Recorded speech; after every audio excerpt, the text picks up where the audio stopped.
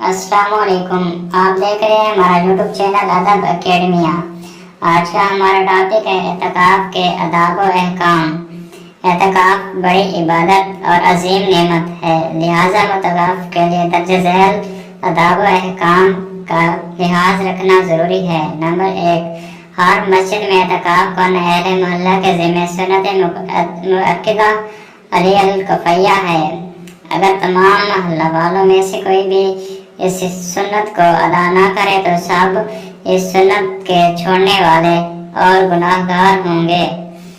Number 2, सुन्नत एतकाफ का वक्त रमज़ान अल मुबारक की 20वीं तारीख को सूरज गरूब होते ही शुरू हो जाता है, इसलिए एतकाफ को 20वें रोजे का सूरज गरूब होने से पहले नियत करके एतकाफ की जगह में दाखिल होना ज़रूरी है।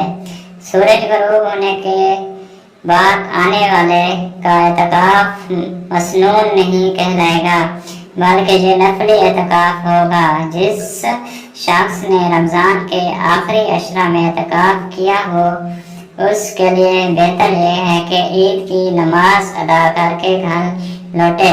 नंबर 4, मुतकाफ वज़ू करने के लिए मस्जिद से बाहर निकले तो इसके लिए वज़ू से पहले इसके दौरान ही जल्दी से साबुन से हाथ मुंह धो लेने की गुंजाइश है।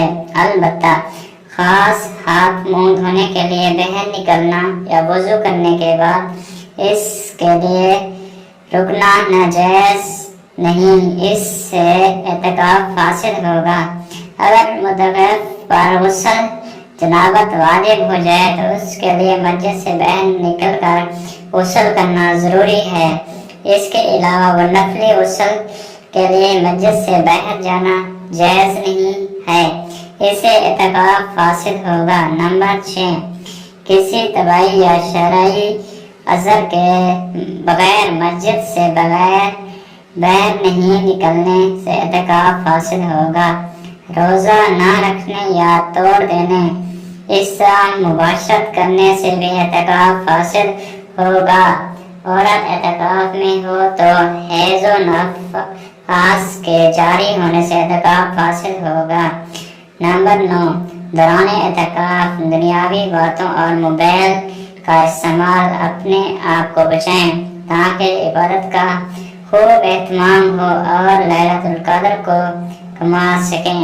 नंबर 10, दौरान एतकाफ तिलावत कुरान करीम, इस्तिग़फ़ार, कलमा तय्यबा, दुरूद शरीफ, नवाफिल और दुआओं का एहतमाम होना चाहिए। इसके साथ साथ हदीस का मुताला और दीनी उलूम की तालीम भी मशगूलियत रहे। हमारे चैनल को सब्सक्राइब करें और इस वीडियो का देखने का बहुत शुक्रिया।